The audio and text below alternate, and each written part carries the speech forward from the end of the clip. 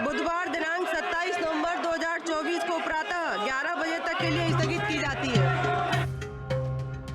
नमस्कार, आप देख रहे हैं न्यूज फॉर नेशन और मैं हूं प्रियदर्शन।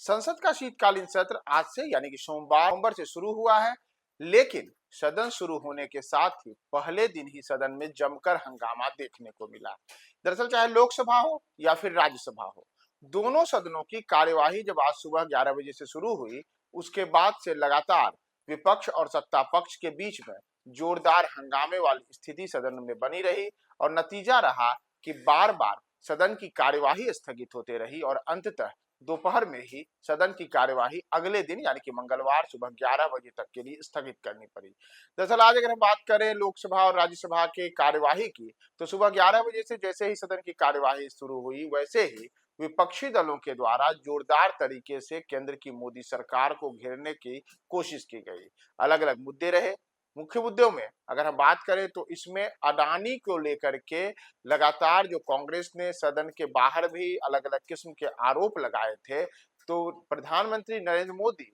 और उद्योगपति अडानी के बीच के संबंधों को लेकर के लगातार कांग्रेस सरकार के ऊपर कथित तौर पर कई किस्म के आरोप लगाते रही है। और आज जब संसद की कार्यवाही शुरू हुई तो उस दौरान भी यह देखने को मिला कि सदन में काफी आक्रामक तरीके से विपक्ष ने सरकार को घेरने की कोशिश की। हालांकि सरकार जो सत्ता पक्ष के सदस्य थे, उन्होंने भी कांग्रेस के सहित विपक्ष के सदस्यों को इसका करारा जवाब दिया और इसे लेकर के सदन में स्थिति काफी हंगामेदार हो गई। नतीजा रहा कि जो अध्यक्ष ओम बिरला हैं, उनको सदन की कार्यवाही स्थगित करनी पड़ी और उसके बाद पुनः जब दोबारा सदन की कार्यवाही स्थिति हुई, तब फिर से वही स्थिति बरकरार रही और सत्ता पक्ष एवं विपक्ष दोनों के द्वारा एक दूसरे को लेकर के अलग अलग किस्म के तमाम आरोप प्रत्यारोप चलते रहे। अडानी और प्रधानमंत्री नरेंद्र मोदी को लेकर के जहां कांग्रेस और अन्य विपक्षी दल हमलावर रहे, वहीं सत्ता पक्ष की ओर से जो पिछले दिनों ही झारखंड और महाराष्ट्र सहित देश के कई अन्य राज्यों में उपचुनाव के जो नतीजे आए हैं,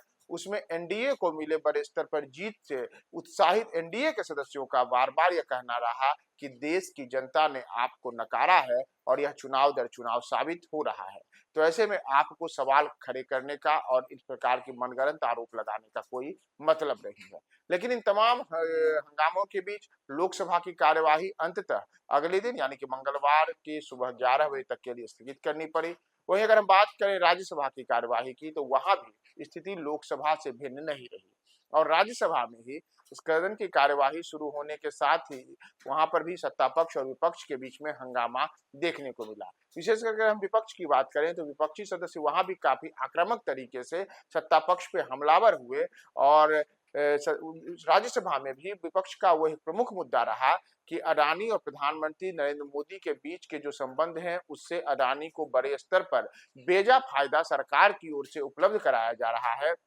और पिछले दिनों ही अमेरिका में जो कुछ ऐसी रिपोर्टें आई कि अडानी को लेकर के वहां पे कई किस्म के आरोप लगे हैं, तो उन तमाम मुद्दों को लेकर के राज्यसभा में भी विपक्षी सदस्यों ने केंद्र सरकार को अडानी के मुद्दे पर घेरने की कोशिश की और इसे लेकर के वहां भी जो राज्यसभा के सभापति हैं धनखड़, उन जगदीप धनखड़ और सदस्य विपक्षी सदस्यों के बीच भी इसे लेकर के तू तू मैं मैं वाली स्थिति बनी रही। अंततः स्थिति हुई कि सदन की कार्यवाही पहले दिन केवल हंगामे के बीच साथ ही खत्म हो गई और सदन की कार्यवाही को वहां भी स्थगित करना पड़ा। तो ऐसे में चाहे लोकसभा हो या फिर राज्यसभा हो, दोनों सदनों की कार्यवाही तो पहले दिन बिल्कुल हंगामे की भेंट चढ़ी और इस फिल्म के बीच प्रधानमंत्री नरेंद्र मोदी ने भी सदस्यों से अपील किया है कि सदन की कार्यवाही को बेहतर तरीके से संचालित करने में चाहे सत्ता पक्ष हो या अन्य सदस्य हो, सबके सहयोग की जरूरत है, क्योंकि लोकसभा और राज्यसभा ऐसा पटल है